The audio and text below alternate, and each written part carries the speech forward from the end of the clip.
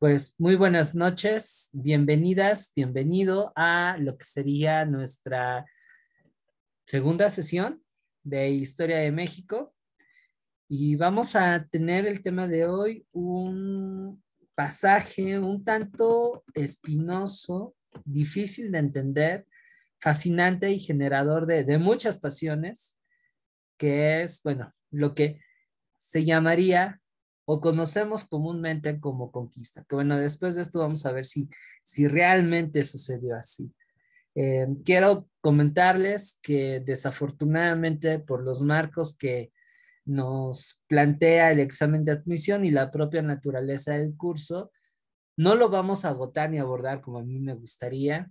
Créanme que hay muchos puntos que me agradaría tocar, platicar con ustedes, polemizar. Sin embargo, bueno, se nos va a ir como el agua y también correríamos con el riesgo de una confusión, considerando que el examen de admisión a la universidad no es una prueba actualizada. Desafortunadamente no es una prueba actualizada y eh, jala los contenidos de perspectivas de la historia de México un tanto atrasadas, incluso por ahí he notado que hay dos que tres sesgos que ya no deberían estar. Entonces, bueno, mi intención es, respetando esas limitantes, pues sí dar una exposición y si se puede una charla con ustedes del tema que genere una curiosidad y una inquietud y que ustedes, cada cual en su propio camino, investiguen un poco más, ¿no? Yo aquí voy a sentar las bases y ya si quieren más adelante nos podemos a platicar. Así que bueno, la exposición tanto de la parte colonial como la de la conquista de México va a sortear ambos elementos. Tampoco no me siento bien, pues repitiendo lo mismo de siempre, ¿no? O sea, una especie como de adoctrinamiento. Me parece un trabajo mediocre quien está a este lado, más siendo historiador, entonces sí planteo aprovechar este escenario para pues darles, aunque sea una probadita gratuita de esas que dan en los supermercados, de lo que involucra este tema y las discusiones que hay y que desafortunadamente por diversos motivos pues se queda únicamente en el plano académico y en el especialista, ¿vale? Y el no hacerlo pues implica que estamos reproduciendo cuestiones que ya deberían de quedar zanjadas, ¿no? Entonces, por ahí va la cosa. A una introducción, les puedo contar que la conquista de México Tenochtitlan, y pongo México Tenochtitlan y no conquista de México, como aquí se me pasó en la presentación, porque solamente nos vamos a centrar en esa campaña. Es un hito de la historia nacional en tanto que de ahí, digamos, se jalan para la construcción de una conciencia de que pertenecemos a un país. Toda historia nacional tiene sus contrastes, hitos que generan cierto orgullo, por ejemplo, la batalla de Puebla, algunos que generan orgullo, pero también tristeza, le hace la batalla de Chapultepec el 13 de septiembre de 1847, es nuestra versión de la batalla de Hogwarts o de los Caballeros del Zodiaco, porque fueron chicos muy jóvenes los que ahí estuvieron. Y por supuesto que también hubieron pasajes un tanto dolorosos que de acuerdo con esta postura forjaron lo que es México, ¿no? Y vamos a ir viendo más adelante también que esta perspectiva de lo mexicano, como coloquialmente se define, como nos llegan a vender desde la industria cultural hasta la del entretenimiento, pues está muy alejado de la realidad, ¿no? Entonces, la conquista de México, por ejemplo, para empezar, es un error, porque no podemos hablar de conquistar algo que ni siquiera había nacido. México nace en 1821. ¿Cómo puedes conquistar algo que todavía no es? Para empezar. Segundo punto, todo se reduce a lo que es el mal llamado Imperio Mexica, que como vimos la semana anterior, pues no fue tanto un imperio, sino más bien una entidad política mucho más compleja en donde no siempre hubieron relaciones de sometimiento, ¿no? Entonces, pero bueno, para muchos fue un imperio. ¿Y qué pasó con las otras partes del país? ¿Qué pasó en el sureste, por ejemplo, en donde todavía tenemos grupos indígenas resistiendo? ¿Qué pasó con el norte, en donde pues, la colonización no se llegó a dar con contundencia, sino hasta muy entrado la vida del México independiente? Entonces, lo que también pretendo es no caer en las clásicas ambigüedades que hacen referencia a este tema. Sí, a esta historia de blanco y negro, de, malditos españoles, pero tampoco verlos como si fueran la luz de la esperanza y, ay, qué bueno que vinieron, gracias a ellos tengo ojitos cafés y cosas así. Eh, Todas estas perspectivas de alguna manera han eh, generado que se empañe el aprendizaje de lo que es la conquista de México y por supuesto que esto conlleva a no aceptar quiénes somos, ¿no? Y es algo que a unos cuantos siglos de ya existir como nación independiente, alrededor de dos, pues nos sigue costando trabajo. Y unos dirán, ¿y esto por qué genera un quebradero de cabeza? ¿Por qué para este señor es tan importante? Bueno, es una de las razones por las cuales se mantienen diferentes problemáticas sociales que en el presente seguimos lidiando. Entiéndase, por ejemplo, el racismo que hay en nuestra sociedad, entiéndase este aspiracionismo en donde se centra mucho lo occidental y también la contraparte, ¿no? Este indigenismo radical que se malinterpreta y que, pues bueno, exhiben una serie de traumas que no se han comprendido bien, ¿no? Entonces, bueno, con los marcos que les he comentado hace unos instantes y literal jugándome el pellejo en no caer a medias, pues mi interés es de que ustedes tengan una visión panorámica del tema y como les decía hace unos momentos, poniendo un énfasis en lo que eso está impactando, tanto la parte de la conquista de la Nueva España como lo que ya sería la parte del México colonial, ¿no? Ahora, parte de los objetivos es no solamente quedarme con lo que es la conquista militar, que es de lo más famoso y les digo, a veces muy mal explicado, sino también cobrar cierta relevancia a la parte espiritual, que a veces se deja mucho de lado por no ser tan atractiva o también se da un acercamiento en términos de muchos prejuicios, ¿no? Y bueno, al final esto va a sentar las bases de lo que más adelante va a ser la Nueva España, que es un elemento relevante de lo que vamos a hacer ya como México independiente. De hecho, estamos más cercanos a la lógica novohispana, y lo vamos a ver ahorita en la segunda parte de la sesión, que por ejemplo el México antiguo, que aquí diametralmente pues va a tener una reducción enorme pues por los oprobios y los procesos típicos de lo que es una invasión, ¿sale? Entonces, dudas respecto a lo que vamos a hacer, por lo menos en esta primera parte de la clase. No, ninguna. ¿No? Bueno, si por ahí me escucho un tanto enredado, me gana la pasión o empiezo a sacar tecnicismos que no van mucho con la clase, por favor, metan el freno de mano a este tren, ¿sale? Para que yo pueda ser lo más acertado en las explicaciones. Pues bueno, vamos a empezar por lo primero, ¿no? ¿Qué cosa es esa mal llamada conquista? Y perdón si aquí empiezo con los catorrazos, ¿no? Se plantea como conquista al hecho de el sometimiento del imperio de México Tenochtitlan por los europeos a través de una campaña militar. ¿Sale? Y planteo aquí europeos porque en esta temporalidad España apenas también se estaba conformando. Así es que la derecha conservadora mexicana y los que también son de esa línea por allá del otro lado del charco, pues están cayendo en un error.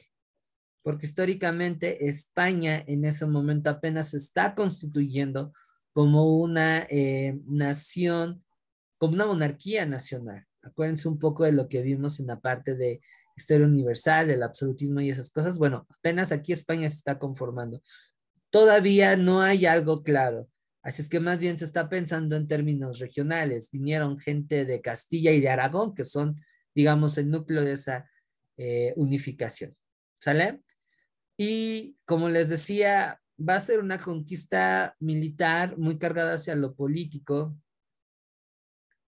en donde no va a ser clave el papel de los conquistadores, sino que mucho tiene que ver la lógica política y la dinámica que se estaba dando en el México prehispánico. Y también un poco lo que se venía dando a Europa, ¿no? Entonces, esta conquista hay que empezar a poner en tela de juicio ese concepto. Más adecuado sería el término invasión.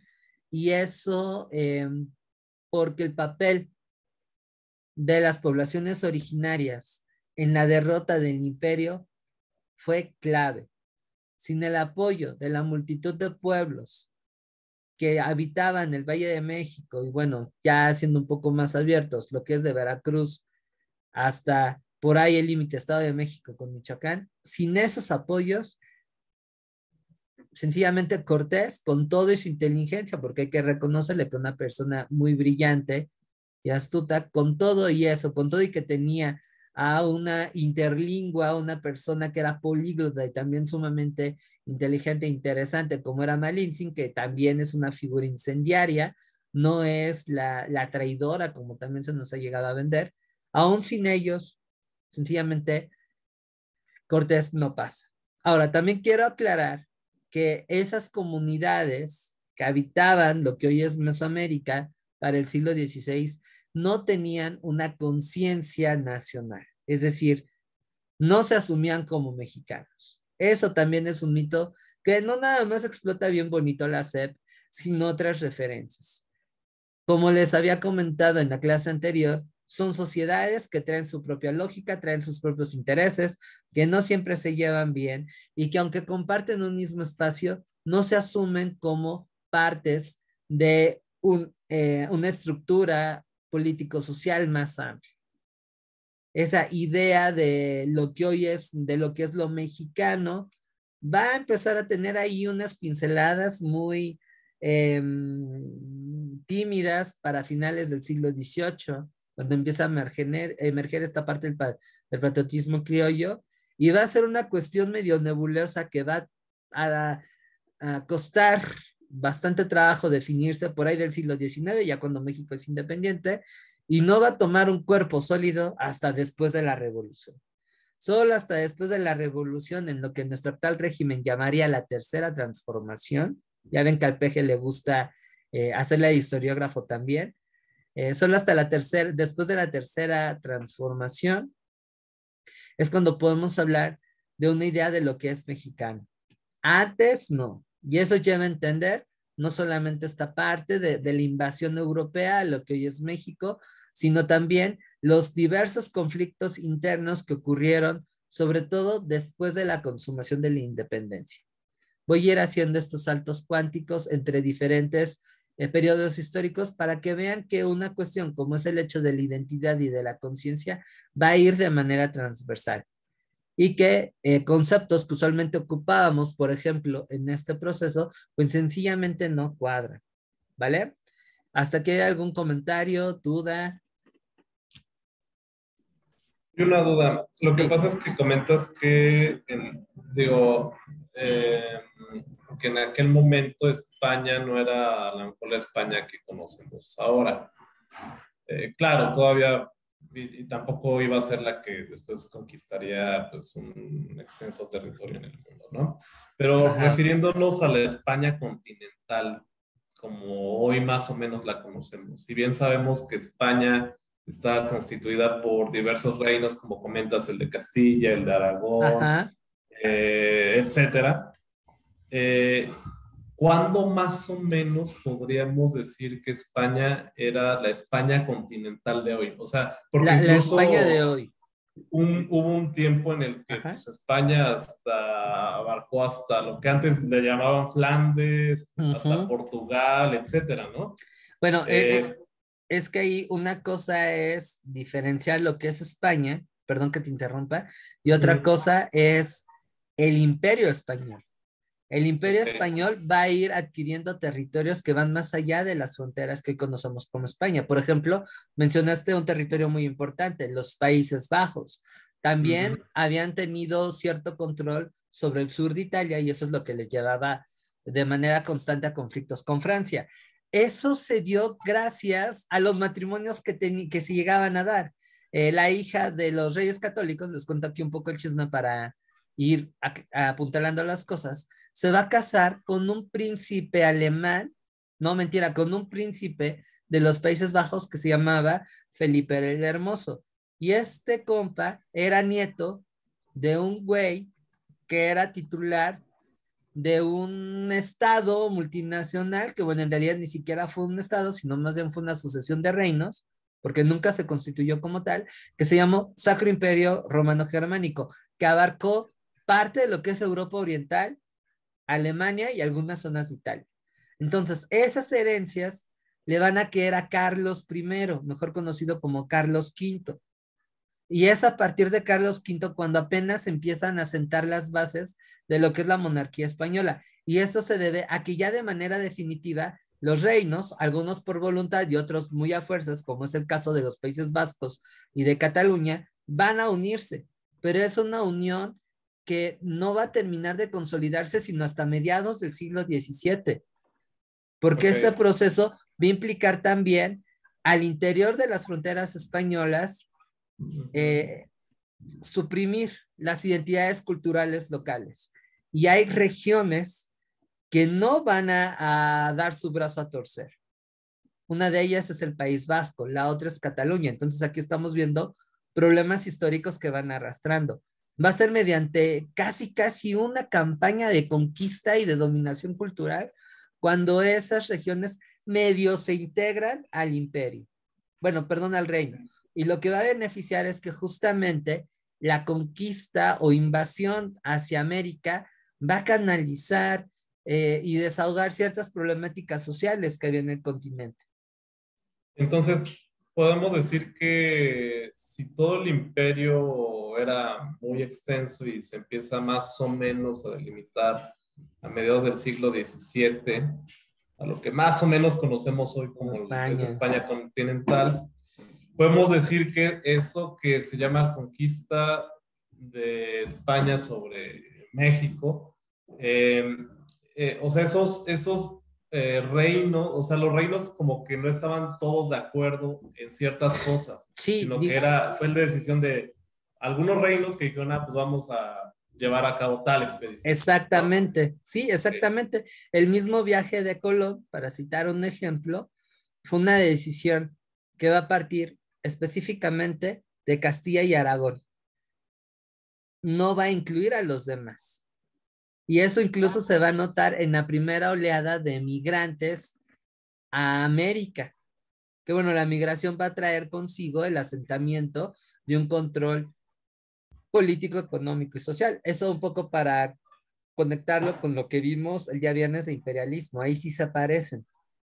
Pero De los acuerdo. migrantes no vienen de toda España, vienen de las regiones que tienen una relación directa con Castilla y Aragón. León, Okay. Valencia, Aragón, un poco, ay, se me fue el nombre de la parte norte de Cantabria, hacia el sur hasta Extremadura, pero si ustedes ven quiénes eran los vatos que vinieron en esta primera oleada que llega en el siglo XVI, despuésito de la derrota, entre comillas, de los pueblos originarios, pues son gente de esos lados. Ya para el siglo XVII, cuando les digo que se amarra bien esto, y estamos hablando del nieto de Carlos V, Felipe III, entonces sí, ya empiezan a llegar más, ya empiezan a llegar gente del País Vasco, de Cataluña, de Navarra y de cuánto se les ocurra, Galicia, pero es porque ya hay un reconocimiento pleno y hay una aparente identificación con la idea de España, que les digo, no cuaja por completo porque en la actualidad por lo menos hay dos regiones que abiertamente están pretendiendo la independencia y que desde esas épocas no estaban dando su brazo a torcer. Y no son las únicas. Si vamos hacia la parte, digamos, sí, geocultural de España, hay otras que desde la cultura tienen fuerte resistencia. Ahí tienen el caso de Galicia y ahí tienen el caso de Valencia, por ejemplo, ¿no?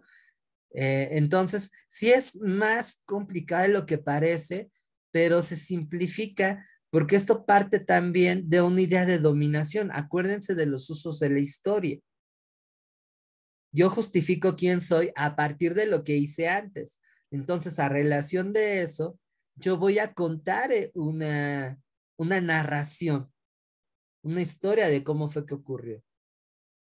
Y en su momento eso también sirvió para cuestionar a través del nacionalismo a España, el hecho de que nosotros digamos, ay, es que nos conquistaron. Bueno, es también una justificación desde lo ancestral para decir que México debe existir. O sea, hay razones concretas que avalan esos discursos, pero eso no implica que necesariamente así fue. Y obviamente eso conlleva a que grupos periféricos se van a quedar afuera. Pensemos, por ejemplo, que únicamente se piensa en aztecas y si acaso en mayas. Pero ¿qué pasó con las otras comunidades? ¿Qué pasó con aquellas poblaciones que plantaron cara y que resistieron hasta muy entrados el siglo XVII y XVIII? O que constantemente se rebelaron. O pueblos como los yaquis que jamás dieron su brazo a torcer. Y eso habla también que ese discurso, aunque derrotista, plantea el asentamiento y la legitimización de un Estado-nación, que culturalmente plantea una idea bastante homogénea y estandarizada, y que le sirve para legitimarse.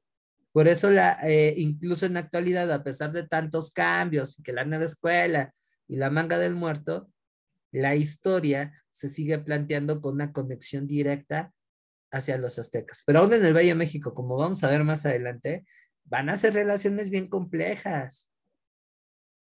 Y en la mayoría de los casos no fueron vínculos de inferioridad con los españoles, fueron tratos de paridad. Entonces ahí habría que preguntarse por qué no se rescata esa cuestión. ¿Por qué se plantea estos blancoscuros de, Malinche la traidora, qué maldita? O los tlaxcaltecas, ¿no? Que también ahí, pobrecitos, andan bien quemados. Y si acaso medio se reivindica Gonzalo Guerrero, que es el padre del mestizaje, un español que termina casándose con una maya y muriendo en batalla defendiendo a los mayas, que por cierto es una historia fascinante. Entonces, hay que abrir un poco más el panorama, ¿vale? Está bonito, está bonito. Bueno, ¿alguna otra duda, chicas? Si por ahí se sienten perdidas, por favor háganmelo saber. ¿No? Bueno, entonces, ¿cuáles van a ser los antecedentes? Y aquí volvemos a lo mismo. ¿Realmente fue una conquista? Acá nuestro querido Cuauhtémoc lo plantea. Vamos a ir viendo, y la tesis central de esto es que no fue así.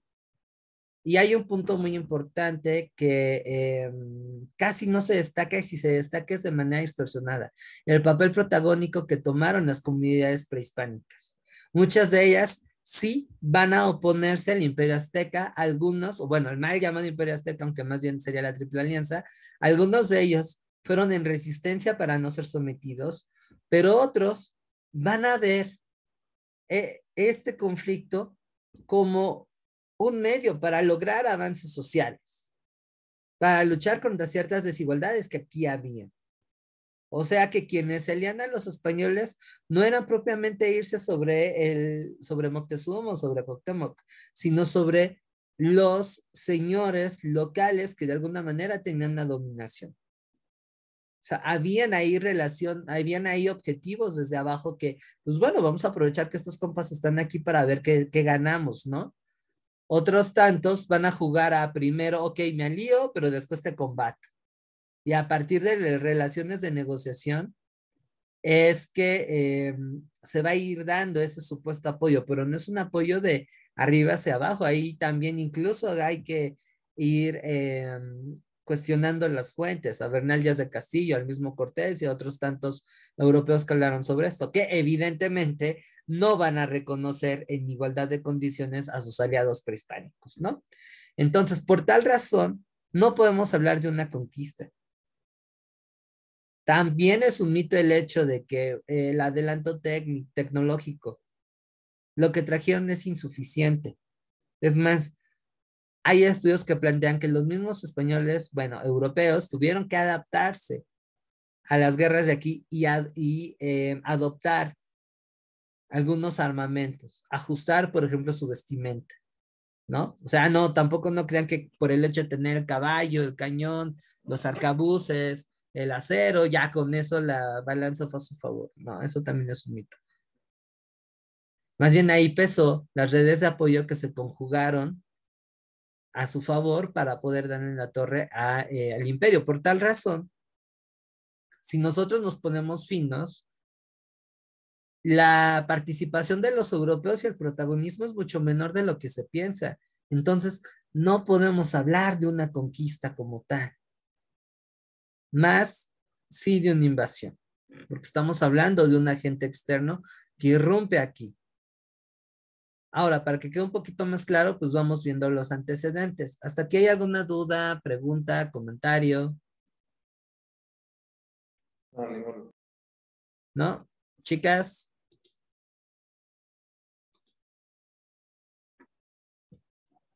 ¿No? Bueno, vamos a ir viendo cuál era el escenario, ¿no? Previo, cómo se estaban dando las condiciones. Pues como se habrán dado cuenta y recordarán la clase anterior, para el postclásico, gracias Stephanie, pues así que digamos un imperio azteca como tal, no lo hubo.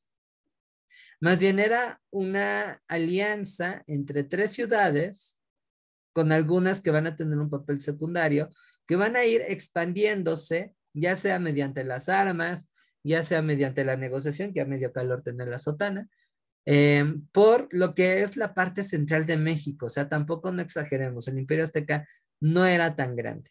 Si bien habían vínculos en el sureste, estos eran más bien puestos comerciales, no eran territorios conquistados. La zona de influencia del Imperio Azteca, o mejor dicho, de la Triple Alianza, yo también ando ahí todo colonizado, es esta, ¿sale? Según las últimas investigaciones, entre ellas las que relata el historiador Pedro Salmerón, una persona muy interesante, aunque polémica, en su último libro, Batalla por Tenochtitlán, vemos que así como está instituida una red de alianzas que vamos a dominar, la Triple Alianza que va a dominar una parte de Mesoamérica, van a haber otras entidades políticas que van a retar esa hegemonía. Por una parte, tenemos al imperio Tarasco, bueno, que tampoco no fue un imperio, que van a estar en lo que hoy es Michoacán, algunas zonas de Guerrero y Jalisco, más bien es Michoacán, Jalisco aquí. Los tarascos o purépechas van a ser muy importantes porque van a frenar la expansión mexica en el occidente. Y van a ser una sociedad que no van a dar su brazo a torcer. ¿Sale? O sea, también aquí quitamos el mito de que los aztecas eran los fregones del barrio. No. Por otra parte, tenemos a una alianza de diferentes comunidades de Oriente, entre las que destacan los tlaxcaltecas y los veracruzanos, que bueno, coloquialmente se le conoce, y pueden checarlo en ese libro, está en PDF, en la bibliografía de sugerencia, la Confederación de Oriente, con las cuales no siempre además habían piques con los de la Triple Alianza. A menudo llegaban a tener pactos, llegaban a tener acuerdos. Incluso las guerras floridas, que eran estas guerras de simulación en donde se combatía para obtener prisioneros para el sacrificio, eran cuestiones acordadas, eran como partidos de práctica pactados entre dos equipos de fútbol soccer. ¿Sale? Sin embargo, se ve una rivalidad. Y bueno, si nos vamos hacia el sur, la influencia del Imperio Azteca es casi nula. La parte del sureste responde a otra lógica política, responde a una red de ciudades-estado que se van a andar ronqueando entre sí. Y ya ni hablemos del norte, que el norte también está en su cotorreo, ¿no? Entonces, a esto hay que agregarle que para el siglo XVI, específicamente un año de que inicia la conquista, la Triple Alianza va a comenzar a requebrajarse. Va a haber un problema, porque Moctezuma va a apoyar se me olvidó el nombre, a uno de los nietos de Netzahualcóyotl a ocupar el trono, lo cual dejó que un primo suyo quedara desplazado. Y eso en breve implicó que en Texcoco, una de las ciudades principales de la Triple Alianza, comenzara una guerra civil, que va a traer un beneficio a los europeos, porque Texcoco en su momento le va a dar la vuelta a Tenochtitlan, por lo menos una parte de esa ciudad, y es una ciudad tremendamente importante, ¿no?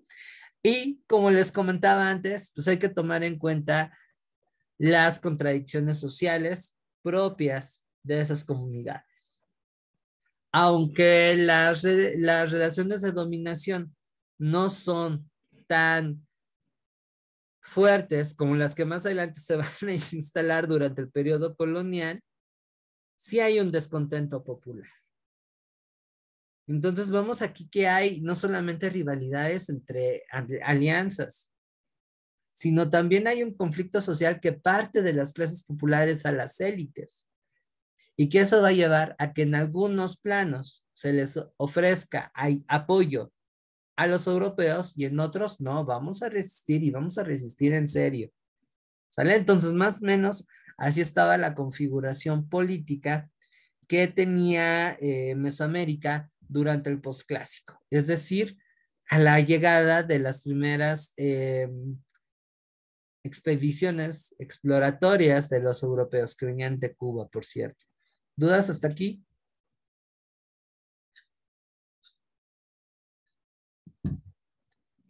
Esa es Mesoamérica. Entonces, se empezaron a resquebrajar porque Moctezuma había apoyado a un nieto de Nezahualcóyotl, ¿verdad? Ese es uno, pero en realidad habían varios problemas que bueno, apenas están tomando en cuenta porque antes decían que eso era secundario, que más bien era una cuestión externa para acá, pero no es así. Ahora, ajá. Bueno, ahora chequemos qué está pasando en Europa entre finales del siglo XV, principios del siglo XVI. Bueno, vamos a partir de lo particular. España, o bueno, Castilla y Aragón. Para 1492 van a lograr expulsar a los árabes de la península ibérica, y eso les va a dar un poderío suficiente para comenzar a unificar a otros reinos cristianos ibéricos, a excepción de Portugal. Portugal siempre se ha cosido aparte. Gracias a las alianzas por matrimonio que van a tener con diferentes casas reales europeas, a principios del siglo XVI, España pues va a expandirse por lo que es Italia, un poquillo de Francia, y aquí es en lo que estábamos platicando, ¿no? Los Países Bajos. Ahora, el viaje o la expedición a América va a darse gracias a una cuestión de necesidad, y aquí me voy a 1453. En esta parte del mundo existía lo que se conocía como el Imperio Romano de Oriente o Imperio Bizantino. Este enclave va a ser muy importante porque era parte de una ruta comercial que traía especias, oro y otros productos del lejano oriente a Europa. Y eso se dio desde hace mucho, mucho, mucho tiempo.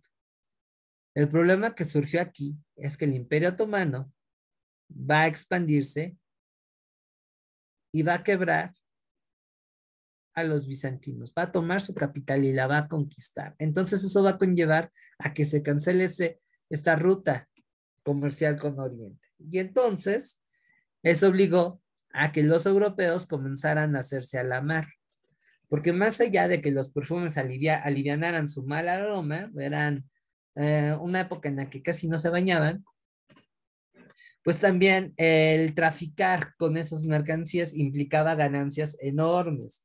Aquí estamos viendo la semilla del capitalismo como medio de producción. Ahora, ustedes sabrán que sin ideas, por más que haya necesidad, sencillamente no me muevo. Y lo que va a generar que la gente comenzara a aventurarse a la mar, porque realmente tenían mucho miedo, pues va a ser el Renacimiento.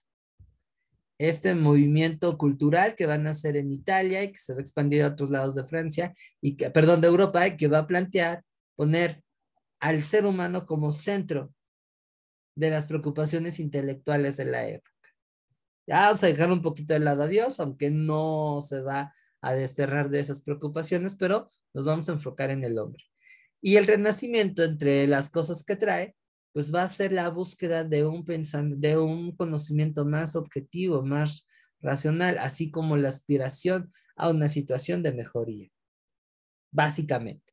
Lo que hoy llamaríamos pensamiento moderno, y que digan lo que digan, sigue rigiendo nuestras mentes. Y digo nuestras mentes porque todos reconocemos que podemos razonar para poder entender la realidad de forma objetiva. Aparentemente gozamos de una libertad, y digo en apariencia porque, bueno, cada vez estoy más convencido de que hay bastantes condicionantes que nos determinan, y aspiramos en la medida de lo posible a mejorar su situación. Es más, el hecho de que ustedes estén conectados conmigo plantea una idea de progreso, de mejoría, que va a nacer en el Renacimiento y que obviamente va a cobrar fuerza en otros movimientos intelectuales como la Ilustración y más adelante el siglo XIX. Y que obviamente también va a ser cuestionado cuando pues, el ser humano reconoce que no es la última Coca-Cola del desierto. Ahí tienen, por ejemplo, el impacto de las guerras mundiales, ¿no? Entonces, bueno, un poquito de filosofía para aderezar el asunto. Entonces, con ese cambio de mentalidad, con ese reconocimiento de que, güey, puedo transformar mi destino, es que se les va a quitar el miedo y van a comenzar a lanzarse a la mar. Y entonces, un 12 de octubre de 1492, un hijo de la chingada, dirían los de Botellita de Jerez en su canción El laberinto de la soledad, va a arribar a América y va a comenzar este proceso de exploración, invasión y colonización, en ese orden. Y la primera región que va a ser la cabeza de playa de los europeos, pues van a ser las islas del Caribe, que relativamente las van a conquistar muy rápido. Ahí sí las van a conquistar. Estamos hablando que de 1492 a 1503, los españoles ya andaban firmes en estas tierras. Y desde aquí les van a permitir lanzar otras expediciones hacia lo que es tierra firme. Ahora, ¿qué es lo que va a traer aquí a esos europeos? ¿Por qué razón se vinieron al Caribe? No nada más por la belleza de las playas. ¿Qué es lo que estaban buscando? Recursos, oro. Exactamente. Aquí, en palabras de Marx, estaríamos hablando de lo que se conoce como acumulación originaria. Necesito oro o metales preciosos para acumularlos, y paulatinamente pues voy a descubrir que eso se puede transformar en capital, es decir, en invertir para generar otros bienes y así maximizar las ganancias. Por eso andaban por acá, y también por productos que les dejaban dinero, especies, por ejemplo. Entonces llegaron literal de chiripada, pero llegaron para quedarse. Y ya en Cuba, un tal Diego de Velázquez va a mandar expediciones de reconocimiento a tierra firme porque le habían llegado rumores, imagínense, todavía no había Facebook, para tener más tierras, más recursos, ¿no? Las primeras dos expediciones van a cumplir con ese propósito de exploración, la de Fernández de Córdoba y la de Juan de Grijalva. van a recorrer solamente la parte de Yucatán. Pero Hernán Cortés, que sí es una persona muy ambiciosa, les digo muy sagaz, se la va a jugar y en acuerdo con su tripulación no va a respetar la orden del gobernador de solamente ir por encimita. Va a iniciar un proceso de invasión. ¿Sale? Entonces, aquí lo interesante es que desde el principio los pobladores locales van a jugar un papel muy relevante. Desde los mayas, que una de esas comunidades tuvo como prisioneros a 2 náufragos europeos que llegaron unos años antes. Uno de ellos sí se va a unir, Jerónimo de Aguilar. El otro se va a quedar a pelear a favor de los mayas, Gonzalo Guerrero. Ahí ya tienen un apoyo muy importante que de alguna forma les dio los mayas. Un cuate que sepa hacer doblajes, que sepa interpretar. Otro punto en esta primera etapa de la invasión militar muy importante va a ser la batalla de Citla, donde los habitantes de Tabasco van a resistir militarmente a los españoles contra todo pronóstico y contra la versión aceptada. Va a ser un empate. No vamos a tener ganadores. Y cuando no hay ganadores y se sabe que el conflicto puede conllevar una inversión arriesgada de recursos que son preciosos, estamos hablando que no llegaron miles de españoles, sino fueron cientos, y cabe señalar que estos cientos de europeos pues vienen con el propósito de mejorar su condición de vida, porque la sociedad estamentaria de España no les permite ninguna movilidad social. Entonces, pues sí, viene la banda, viene el populacho con Cortés, muy pocos intelectuales, ¿no? Así que bueno, como llegan a este punto neutro de pues, ¿para dónde jalamos? Entran las negociaciones y lo que quieren que hoy habitarían Tabasco es, salte de aquí, este no es mi problema. Y hacen un acuerdo, yo me voy, pero pues entrégame apoyos, ¿no? Y es ahí en donde les entregan alimentos y estas 20 muchachonas, entre las cuales va a estar Malinche. Pero ojo, no fue un sometimiento, fue una negociación, y una negociación entre iguales, con un propósito muy específico. Yo no te quiero aquí. Y si el darte recursos hace que tú te vayas, adelante, güey. ¿Sale? Entonces, una situación parecida va a vivirse en Zempoala. Van a llegar a Veracruz. Ahí va a ser el primer asentamiento europeo en tierra firme. Me parece que a fundarse por ahí de octubre de 1519. Y en los alrededores habitaban los totonacas, que eran rivales de los aztecas. Y ahí otra vez van a haber estrategias de negociación. Ahí no hubo un conflicto armado. Ahí es, ok, tú vas en contra de estos cuates que me están jodiendo la madre, pues nos hacemos amigos. Y mira, yo te voy a echar la mano. Y aquí viene un elemento que a la postre va a jugar un papel, un peso muy importante en la invasión, el apoyo militar de la gente local. Porque a los cientos de europeos que llegaron con ganas de partir progenitoras, pues se van a juntar con algunos miles de totonacas que tienen ganas de la revancha con los aztecas. Y un caso que va a ser clave, pero muy parecido, va a ser entre Tlaxcala y los españoles. Los tlaxcaltecas al principio van a ver con mucha reserva a estos europeos. Van a discutir qué onda. Y uno de los jefes locales más jóvenes, como buen chaval, no se va a esperar al dictamen del consejo, va a agarrar a sus guerreros y se va a aventar un tiro con los españoles. Una batalla en la que apenas ganan los europeos. Y después de los guamazos, como si fueran un par de vecinos medievros, pues descubren que tienen muchas cosas en común y deciden aliarse.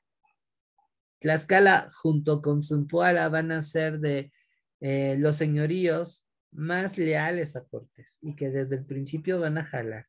Y no solamente con esta expedición hacia lo que es Tenochtitlan, sino en las campañas militares que siguieron después. Incluso hubo un contingente militar de tlaxcaltecas que llegaron a conquistar a las Filipinas y colonizaron las Filipinas. Pero ese apoyo, insisto, no fue porque, te voy a mandar a que lo hagas.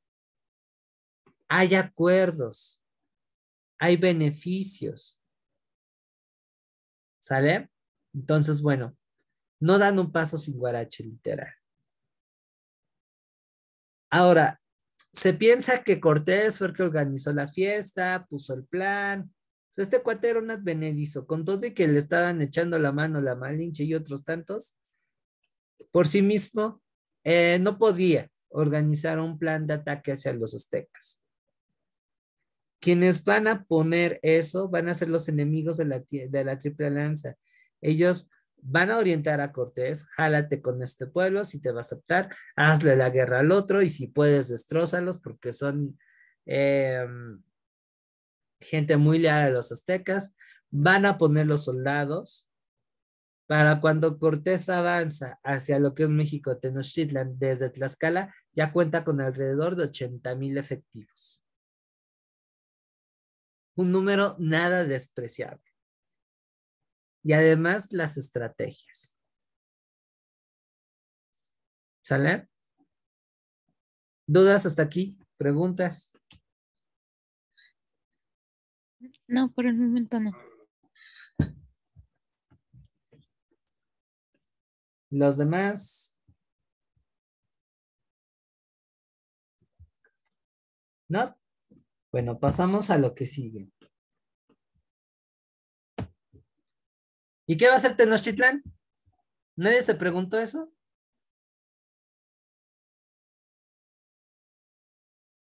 Bueno, ¿qué van a hacer los tenochcas ante esto? Si ustedes fueran Moctezuma, ¿qué harían? Dirían, pásale, hermano, estás en tu casa, ¿qué te ofrezco? Un tepache, un pulquecito, estuvo bien el viaje. ¿Cómo va a responder la aparente mayor potencia militar de Mesoamérica? Según yo, lo primero que hicieron fue tratar de negociar, darles lo que querían para ver si se podían, para ver si se iban, ¿no? Hasta donde recuerdo. Sí. A ver, ¿alguien más? Interesante, interesante. ¿Qué va a hacer Moctezuma II?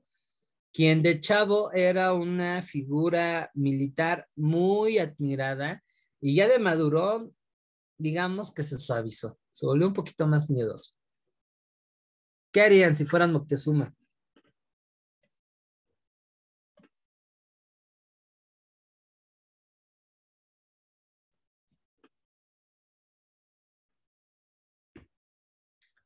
Alma,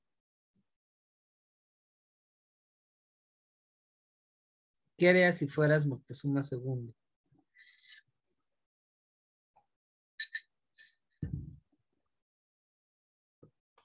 Ingrid. No, pues bueno, a mí la verdad no se me ocurre nada. O sea, pues obviamente se sabía, ¿no? Que los españoles estaban creciendo en número. Bueno, no en número, sino un ejército lo estaban haciendo más grande. Eso pues no es tan fácil que se oculte. Pero desde mi punto de vista, la verdad, yo no sabría qué hacer. No sabrías qué hacer. Ah, por cierto, eso de las 8 profecías y la manga del muerto también es un relato que va a justificar la aparente superioridad europea e inclusive la derrota ya predispuesta de los aztecas. O sea, también es un mito, ¿no? A pesar de que aparentemente hay referencias de ellas en el Códice Florentino. Bueno, aquí lo que va a suceder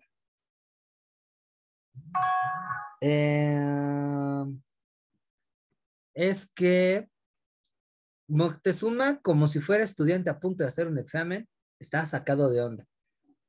No sabe cómo enfrentar las cosas. No entiende ni las intenciones, ni el método que tienen los europeos, aunque mucho viene de sus enemigos. Entonces hay algo que le causa ruido y que le hace perder tiempo precioso. Segunda, la destrucción de Cholula y el aislamiento de las guarniciones que tenía en Veracruz hizo que para él le pareciera arriesgado hacerle frente en una zona fuera de Tenochtitlán, porque además con el hecho de que se sumaban aliados a los invasores, no sabían cómo iban a responder sus propios socios. Así que la decisión que tomó no es tan mala, aunque ahí también hay una confusión en cuanto a los motivos. Es una, estudiarlos, y el terreno en el que tenemos más certeza para contrarrestar y resistir es la propia ciudad. O sea, la estrategia de Moctezuma, que les digo, esto tampoco no lo destacan, es muy interesante y hasta cierto punto pudiera ser efectiva. Los atraemos a la ciudad y que la ciudad sea su jaula. Y aquí les damos matarile y cenamos pozole de europeo. Además, atacamos las bases que tienen en Veracruz. Y como esto puede ser una guerra que pudiera alcanzar una gran magnitud, pues vamos a buscar aliados, ¿no? Hay algunas cosas que tuvieron éxito. Sí, las fuerzas aztecas de Veracruz iban a hacerle un serio daño al territorio ya dominado por los europeos en esa región, mas no lo suficiente. Desafortunadamente, el rubro 3, que era buscar aliados, no va a ser posible. Los señores alrededor van a dudar, realmente muy pocos van a decir, órale, yo me sumo a tu lucha. Así que bueno, fue una jugada arriesgada que digamos va a resultar a medias. Llegan a la ciudad, Moctezuma aparentemente va, y si ustedes ven las crónicas y por ahí también lo que explica Miguel León Portilla, que es un historiador muy afamado de este tipo de temas, que tampoco no es muy certero, ¿eh? Todos dicen, no, se sometió y Moctezuma es un cobarde. La verdad es que no es así. Lean este libro del de Batalla por Tenochtitlán, es muy bueno.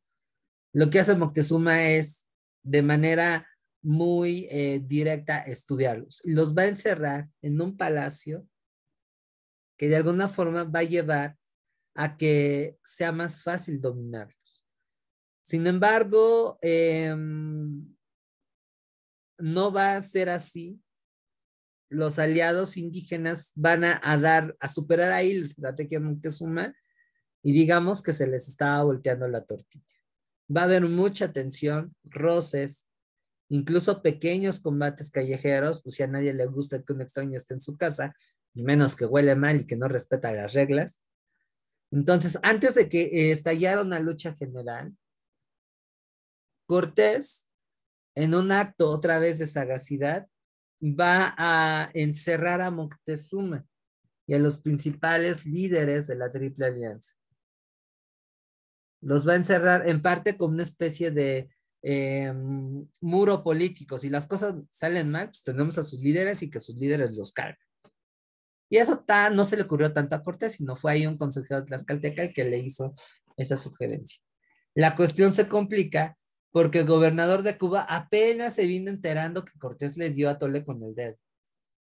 Entonces, bueno, aquí Cortés tiene que dividir sus fuerzas. Una parte a reforzar el control que tenía sobre Tenochtitlan, y la otra se la va a llevar para combatir a Pánfilo de Narváez, que es un capitán que va a tener la misión de derrotar a Cortés y llevarlo preso a Cuba.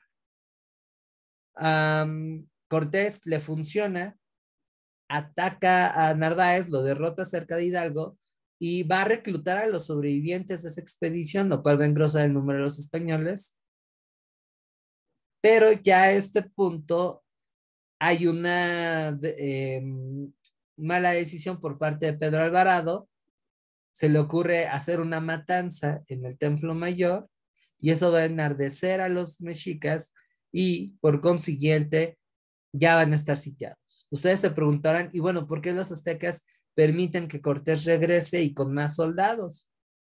Bueno, porque la estrategia azteca era simple.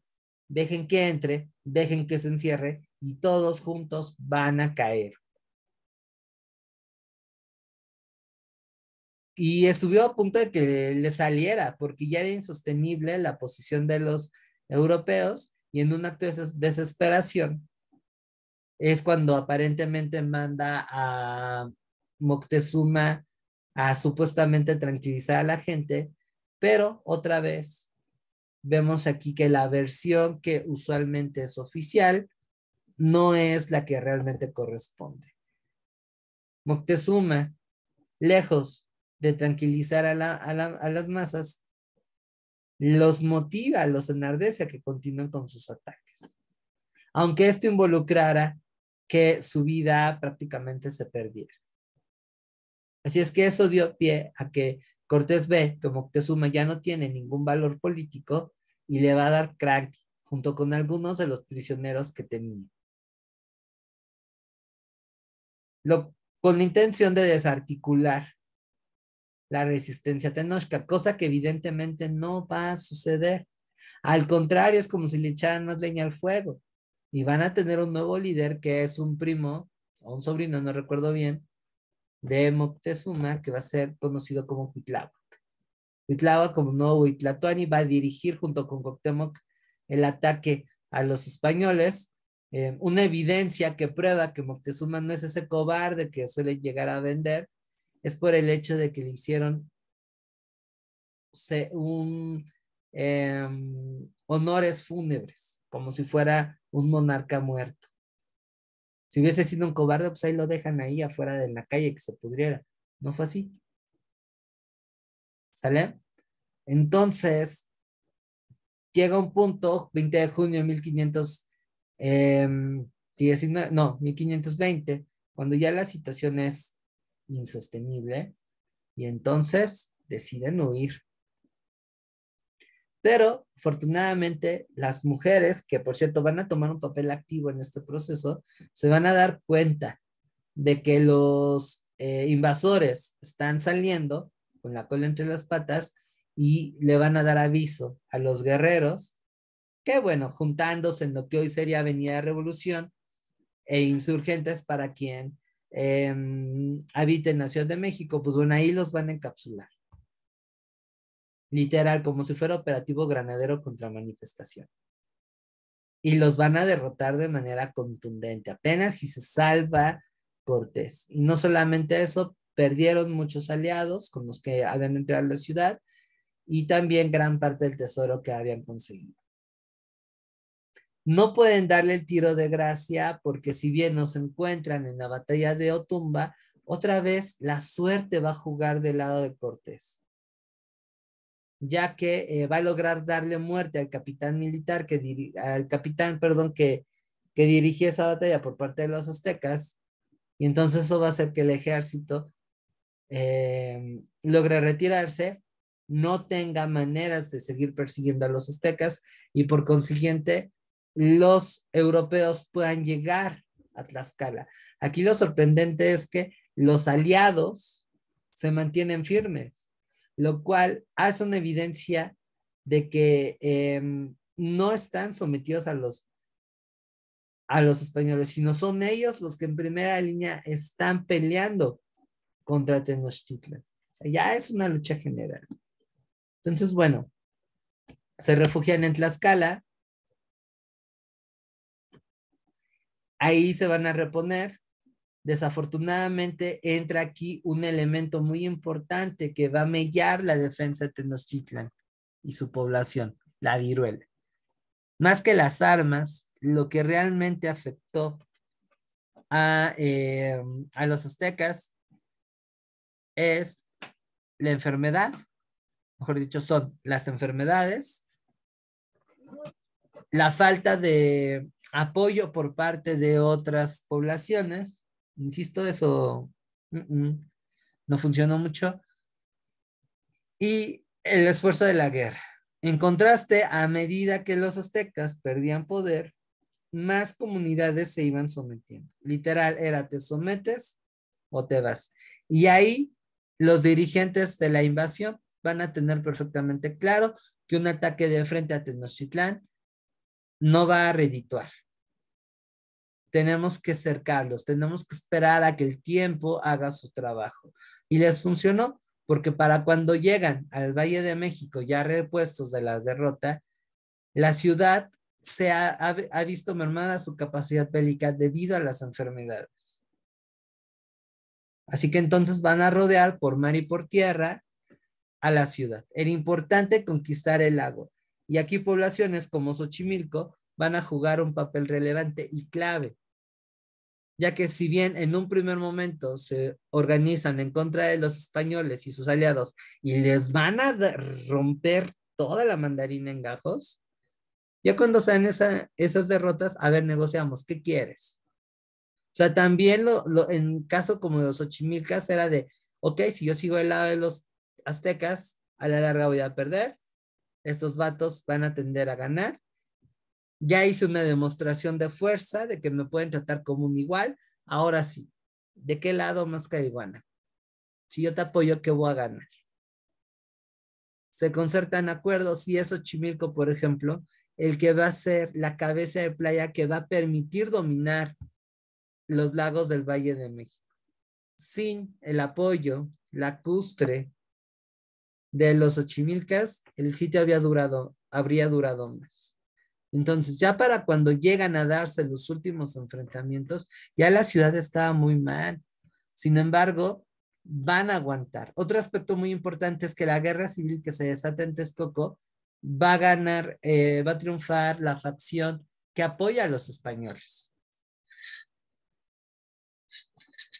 Entonces, todo se le jugó en contra a Tenochtitlan y eso va a hacer que al final caiga, pero va a vender cara su derrota. ¿Sale? Entonces, al final, para el 13 de agosto de 1521, se finiquita la derrota militar de los aztecas.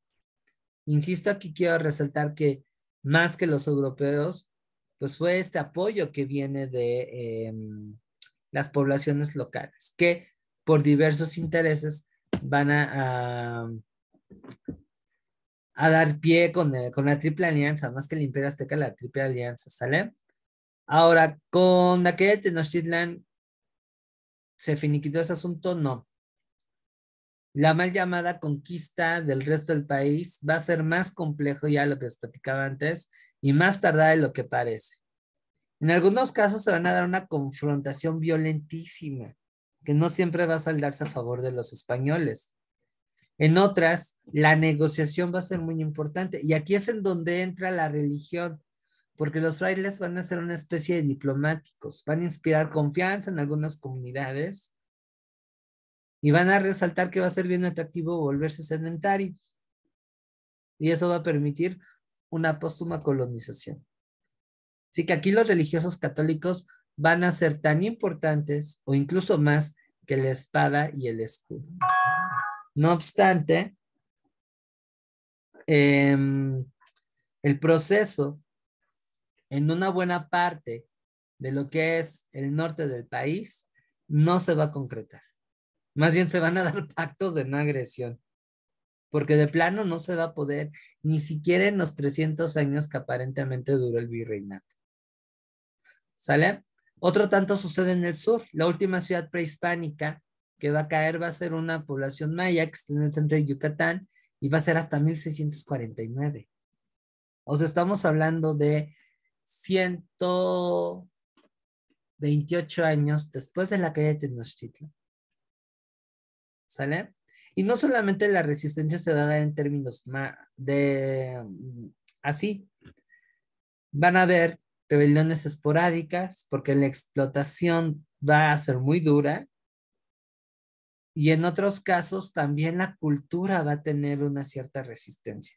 Y esto va desde el consumo de alimentos que en su momento van a ser prohibidos por los españoles porque están ligados a la cosmovisión prehispánica, hasta digamos que esconder en la figura de los santos católicos algunas deidades prehispánicas fundamentales, como es el caso de la Virgen de Guadalupe. Espero que aquí, si hay alguien que sea católico, no lo tome personal. La Virgen de Guadalupe es una síntesis, o mejor dicho, un escondite de una diosa prehispánica que era bastante popular, Tonantzin, que es como esta madre que la apapacha. Digo, también va a ser un recurso que los frailes van a ocupar para que pues se entienda la religión católica, pero los indígenas no son tontos. Van a ocupar esos medios para de alguna manera preservar un poco esa religión. Otro santo con el cual se empalman muchas cosas es San Juan Bautista, que incluso en su fiesta va a ser muy parecida a Tlaloc. Si ustedes analizan Tlaloc y San Juan Bautista, son parecidos. Es una cuestión muy, muy, muy similar, ¿no? Y por supuesto que en el arte. Sí van a construir iglesias, sí van a construir palacios, pero van a poner señales que van a hacer que perviva su identidad, su cultura. Y hasta la fecha son estrategias de resistencia. Y bueno, durante todo el periodo colonial, pues vamos a ver rebeliones constantes. O sea, que esta cuestión de la conquista no acaba en 1521. ¿Sale? Aquí les pongo algunas de las rebeliones más importantes que se dieron durante el periodo colonial, un poco para salirse de ese mito de que hasta que se acabó todo. E incluso algunas tribus como los apaches, los comanches, los yaquis, los mayas, los tarahumaras, van a estar ahí plantando cara. No siempre, pero sí durante mucho tiempo.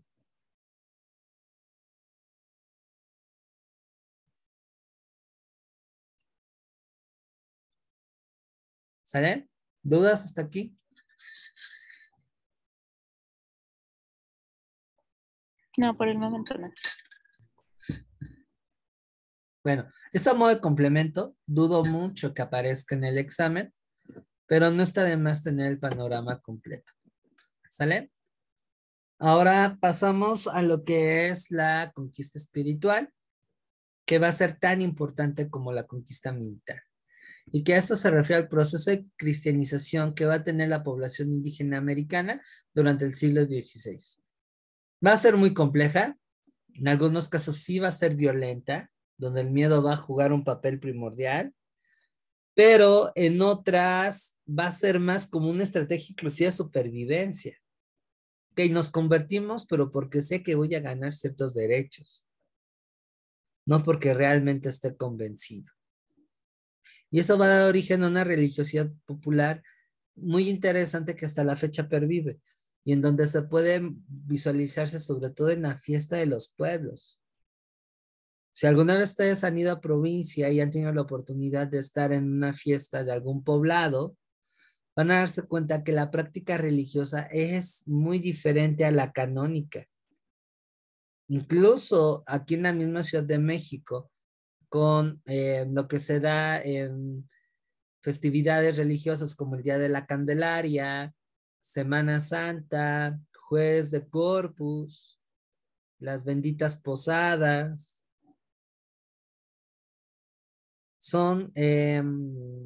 se practican de una manera muy particular que no es tan institucional. Y ahí vemos otra vez desde lo religioso la resistencia prehispánica, ¿no? Entonces también hay que visualizar a la conquista espiritual como un contexto interesante, complejo. Ahora, ¿por qué fue para los españoles muy importante el evangelizar a estos nuevos súbditos? ¿Qué conseguían al respecto?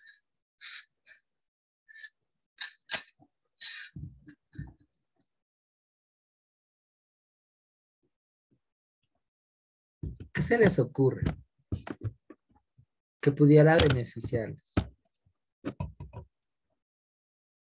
¿Cuál es la pregunta, perdón? ¿Por qué le pusieron tanta importancia y atención los españoles a la conquista espiritual? ¿Qué ganaban al respecto?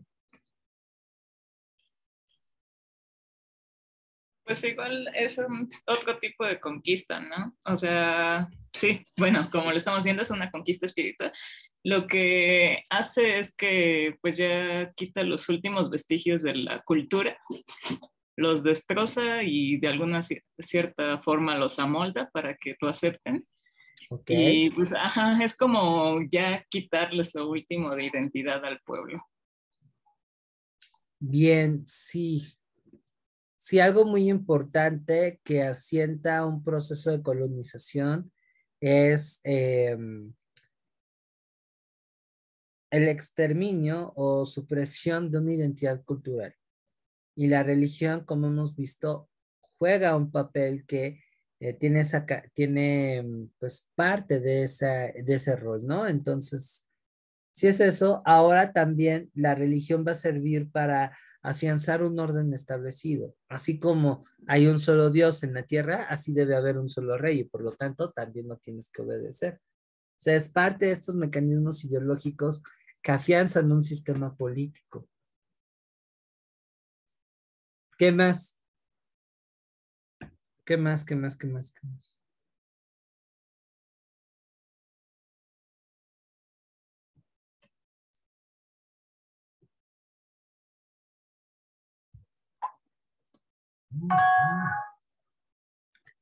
¿Qué más? ¿Qué más se les ocurre? Por esas fechas que estaba haciendo, que estaba sucediendo en Europa, religiosamente hablando.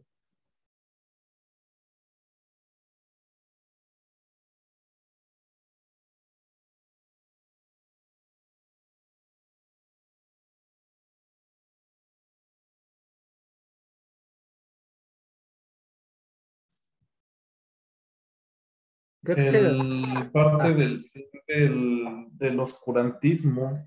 no, les voy a dar una pista. Andaba echando cotorreo un tal Martín Lutero que, bueno, hizo un fiestón, ¿no? Que cambió radicalmente a Europa.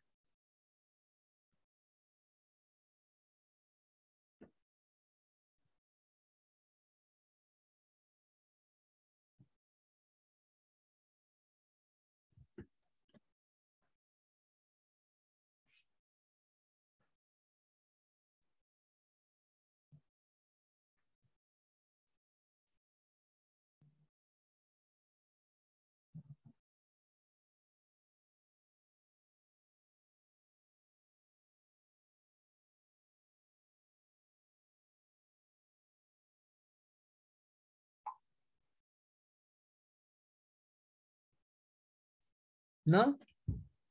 ¿No le cachan? Es que Martín Lutero fue una amenaza justamente a la iglesia, ¿no? Ujú. No recuerdo exactamente qué fue lo que eh, hizo o si escribió, pero sí recuerdo que pues, es una amenaza a la iglesia. Él inició un proceso que se conoció como la Reforma Protestante, que va a dividir al cristianismo occidental en dos, por lo menos, aunque bueno, de ahí se dieron varias vertientes, y eso implicó una pérdida de influencia y de feligreses en la Iglesia Católica, en Europa, perdón, lo cual llevó a que también las donaciones, ofrendas, diezmos y caridades disminuyeran. ¿Y qué pasaría si yo convierto a los indígenas? Pues aumenta. Pues de alguna manera se compensa un poco la pérdida, ¿no? Entonces vemos también aquí que la evangelización va a tener un impacto económico. Socialmente va a integrar a las poblaciones originarias a esta sociedad estamentaria.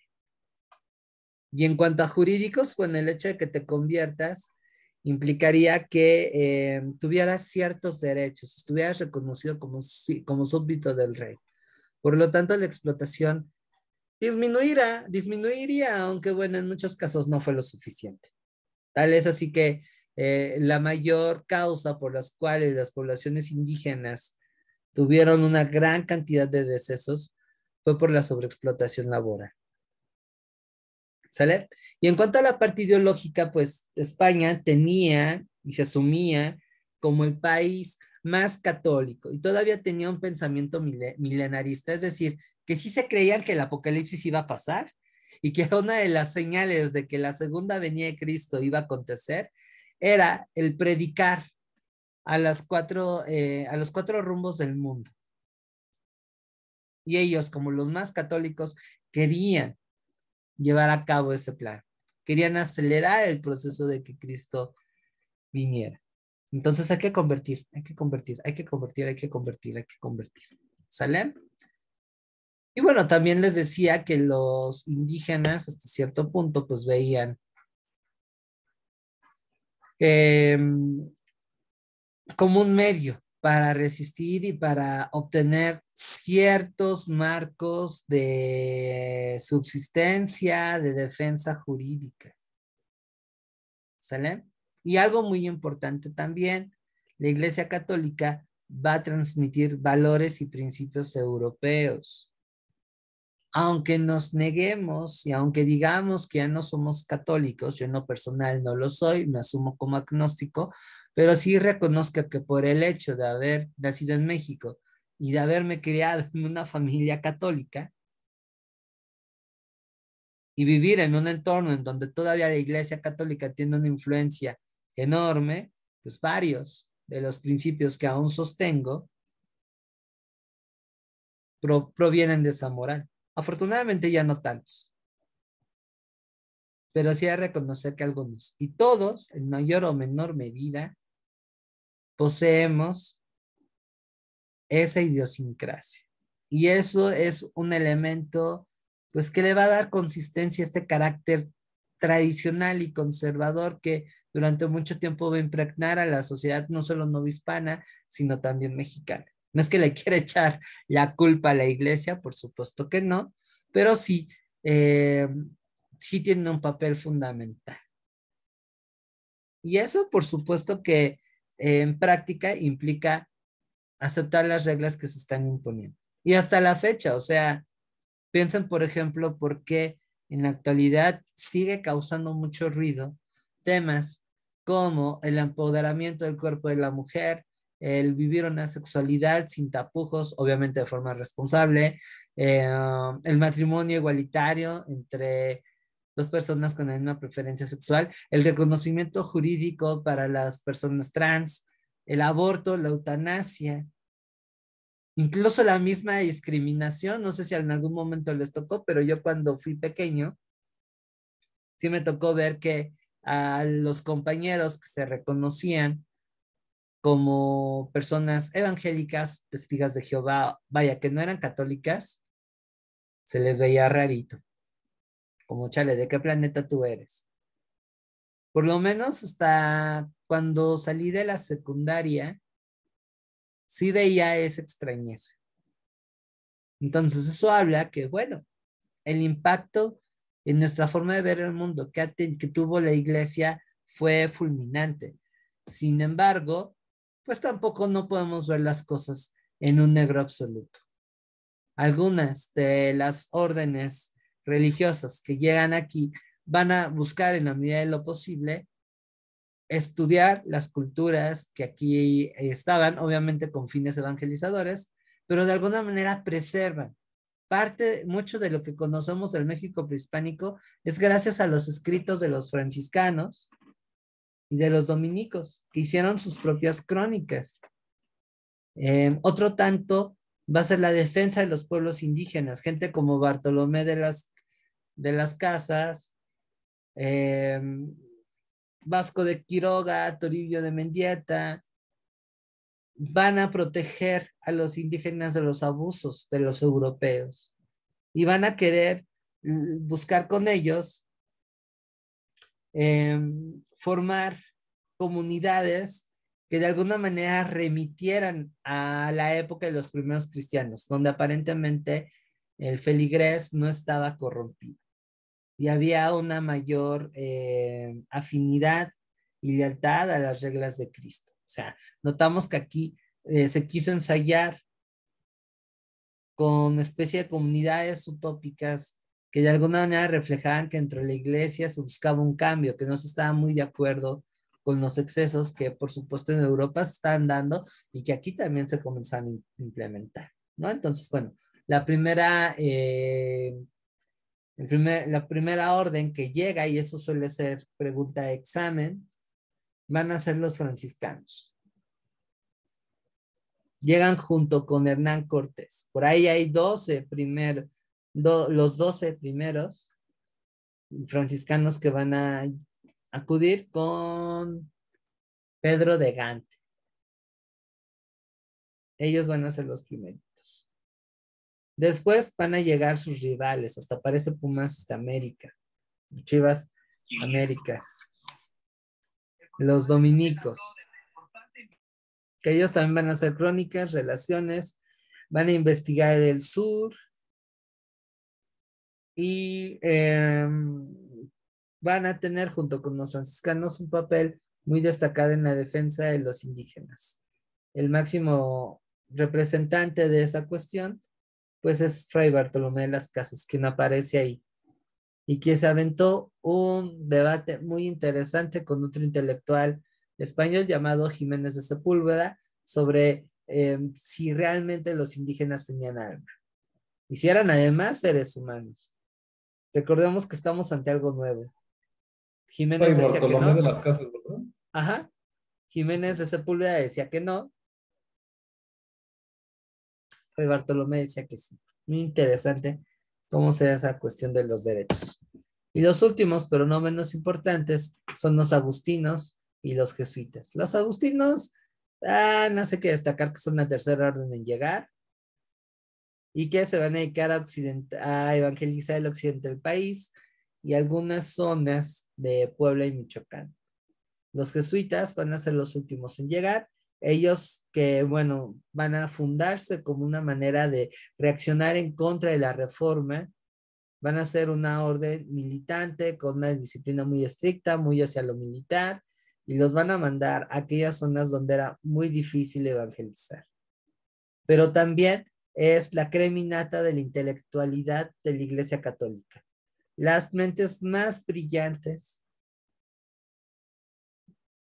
van a ser jesuitas, ¿no? Entonces, con todo ese poderío,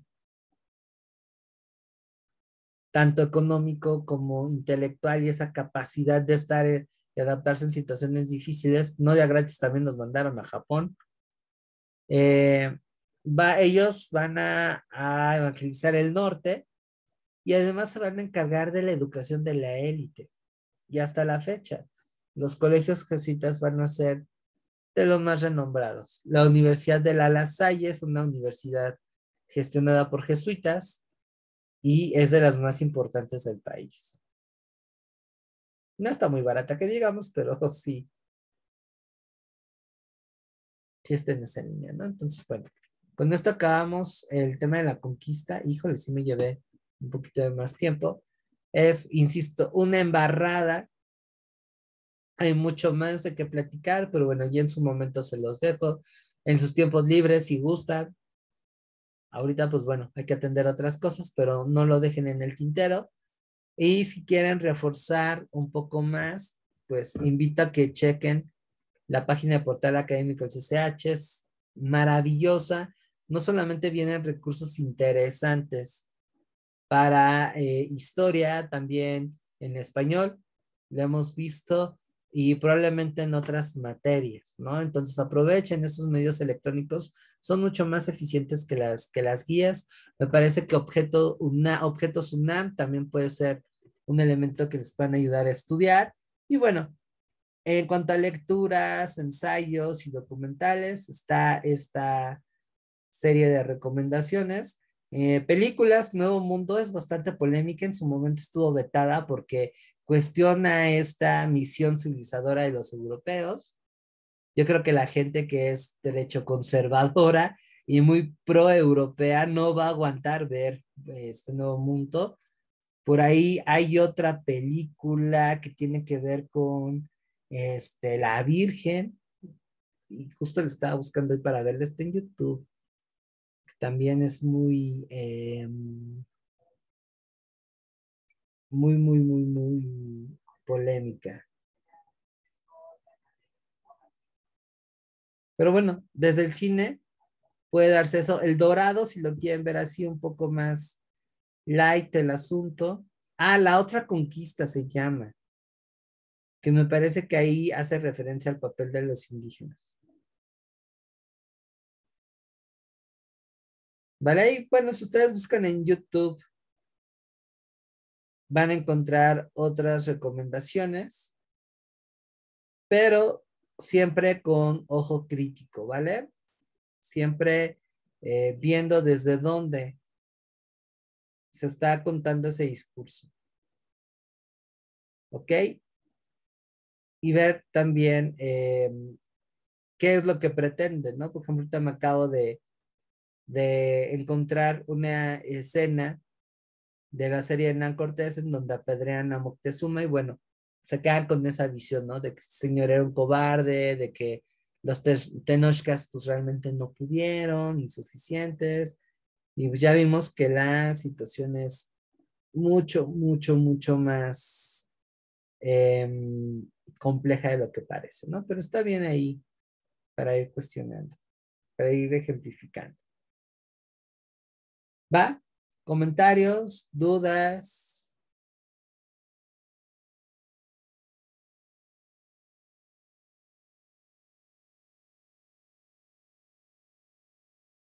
No, creo que no.